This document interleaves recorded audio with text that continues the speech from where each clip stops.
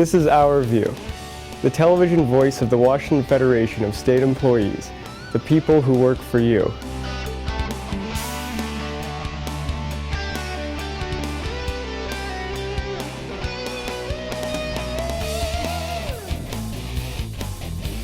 Cutting our state's budget by cutting the supervision of offenders when putting them back on the street?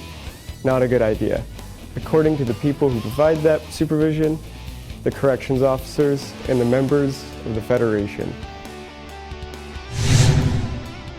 This bill here would go and take sex offenders and reduce their sentencing time from 36 to 24 months. It would also take serious violent offenders and reduce their time from 24 to 12 months. The reason why I'm here is to try to figure out what price do they want to put on public safety. I see this every day. There are some individuals that have to be or should be incarcerated for longer than the period that this bill is asking for. Taking the power away from the Department of Corrections to do this only puts our public safety at risk.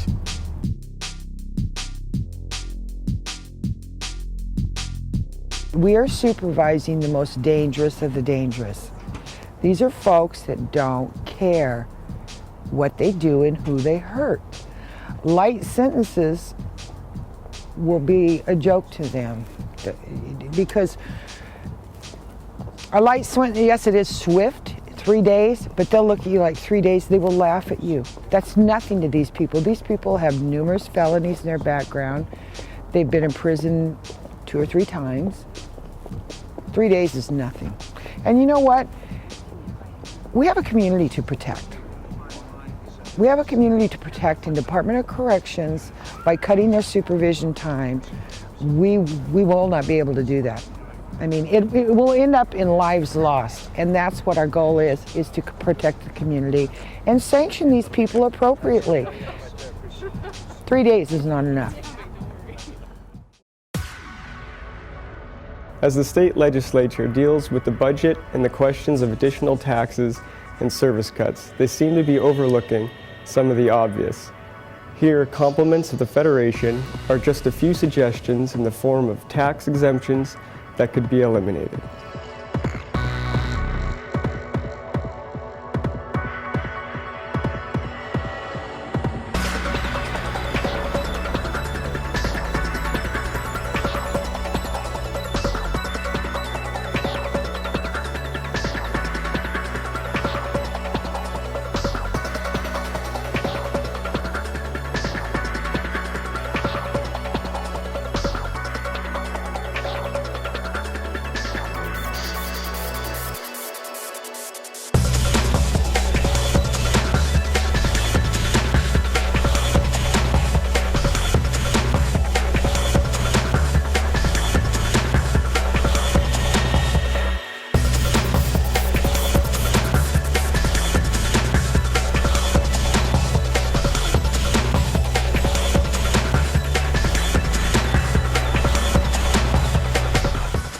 There's a group of workers within the Federation who have banded together to deal with environment issues. They're called the Green Caucus. And here's more about who they are and their goals.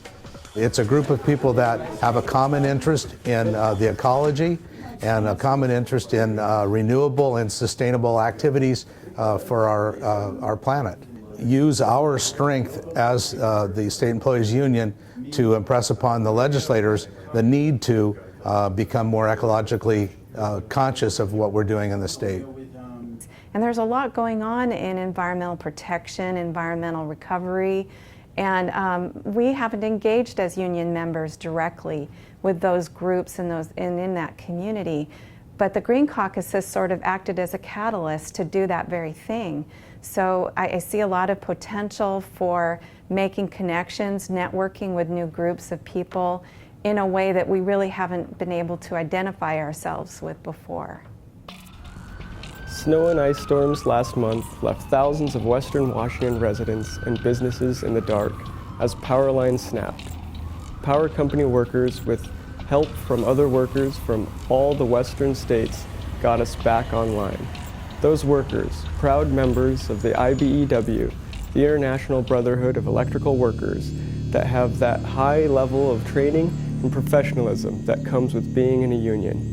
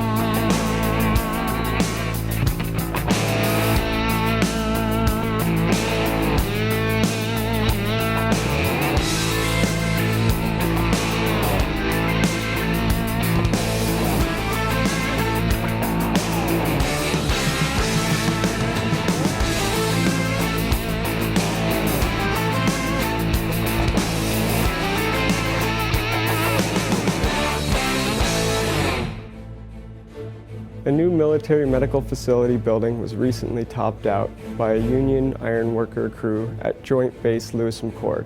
While the final steel beam was hoisted to the top, an ironworker business manager has details on a program to recruit our veterans into the Union building trades.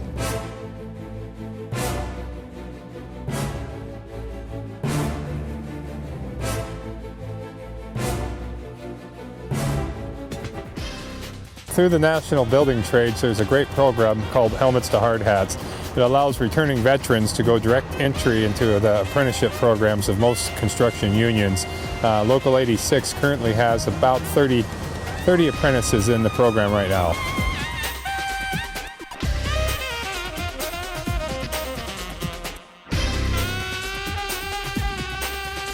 It's actually working really good at this point. Most of these guys know how to get up early, they know how to go to work. We come out to the military bases, we recruit these individuals and give them a great opportunity with family wage jobs, health care, retirement plans. This program has been going for 4 years now, and we've really seen the fruits of the labor that the program has put into itself. We've really gotten some quality apprentices through the veterans programs. Some of them are just now starting to turn out to journeyman status, taking their exams.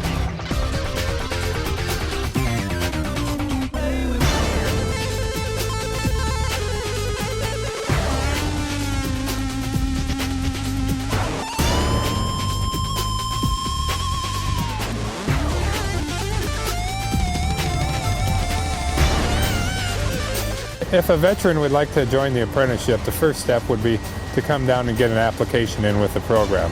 They're given extra credit for their time served with the military, and they can also use their GI Bill during their training with the apprenticeship program.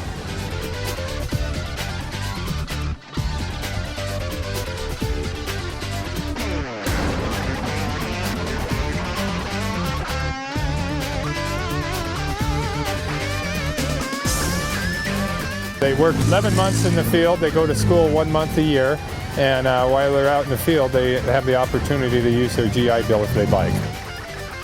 A person starting in the apprenticeship at this time earns a wage of $24 an hour and receives a family health care plan within the first 3 months of their work. We work with over 200 contractors in the Northwest.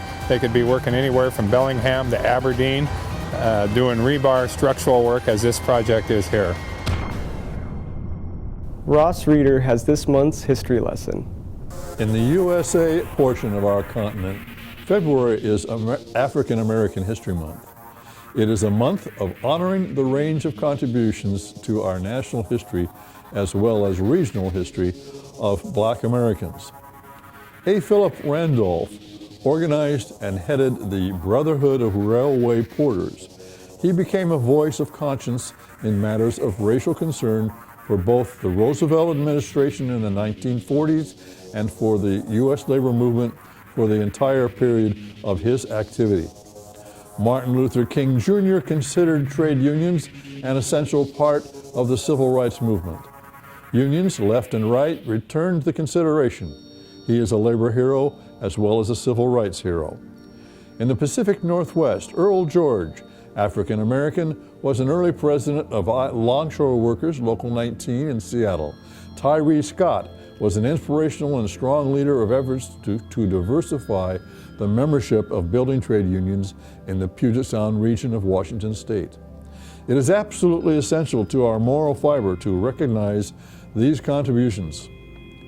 It is also essential to our moral fiber to recognize that in the month of February 1942, both our country and our neighbor to the north took extreme and, I believe, racist action against another group of citizens of color. On February 19, 1942, the U.S. government interned 120,000 Japanese, including citizens, in concentration camps, even while many of their sons were in our armed forces. 5 days later, the Canadian government expelled all Japanese, including citizens. I have no idea where they went, as there was no safe haven to the South. The struggle for dignity for all workers and equal economic opportunity for all workers is a never-ending one. The struggle includes eliminating the scourge of racism from all aspects of our society to the benefit of our own moral fiber and standing in the world community.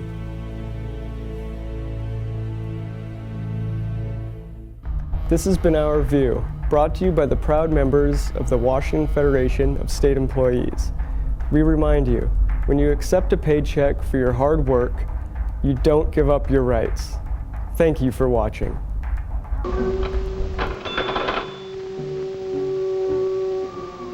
Tom Gray had his groceries for the weekend, but he hadn't found everything he wanted. Tom was a puzzled man. The war had caused shortages, he knew that. But after all these months of peace, things ought to be better. Maybe it was these price controls. Newspapers blamed the OPA. Not only one paper, or two, but practically all of them. The radio blamed OPA. Senator Daniel, Democrat, said today, and I quote, "If a man owns a pound of butter, he should get all he can for it." The people were confused. You're wrong. Oh, you're wrong. Look, it's simple. The more you produce, the more you buy.